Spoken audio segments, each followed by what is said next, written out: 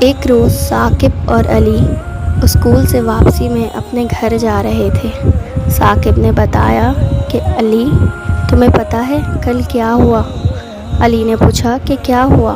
ثاقب نے کہا کہ کل میرے گھر میں ایک سانپ آیا تھا۔ سانپ کو دیکھتے ہی ہمارا پورا گھر ڈر گیا اور ہم سب ایک بستر کے اوپر چڑھ کر کھڑے ہو گئے کیونکہ ہمیں سانپ سے بہت ڈر لگتا ہے۔ پھر ہم نے کچھ لوگوں کو بلایا تاکہ اس سانپ کو بھگایا جا سکے۔ پھر وہ سانپ بھاگ کر پتہ نہیں کس کے گھر چلا گیا۔ یہ سنتے ہی علی کو غصہ آیا اور اس کے بعد اس نے کہا کہ یہ تم لوگوں نے کیا کیا؟ سانپ کو مارنے کا حکم ہے۔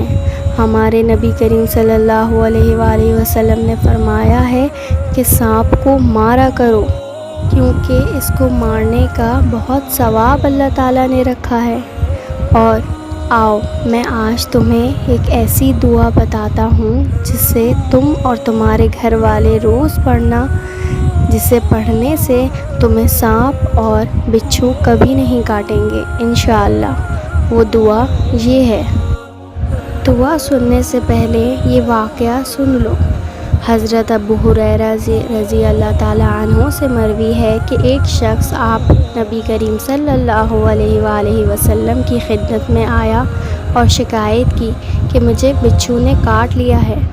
آپ نے فرمایا اگر تم شام کو یہ دعا پڑھ لیتے تو وہ تم کو ضرور ضر نہیں پہنچا سکتا تھا۔ وہ دعا کیا ہے؟ وہ دعا یہ ہے: بسم اللہ الرحمن الرحیم۔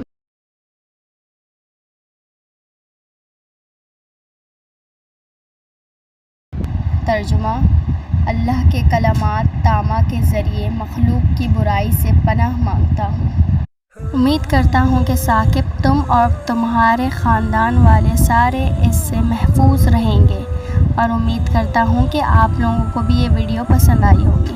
مزید اس طرح کی ویڈیو دیکھنے کے لیے میرا چینل سبسکرائب کر دیں۔ اللہ حافظ۔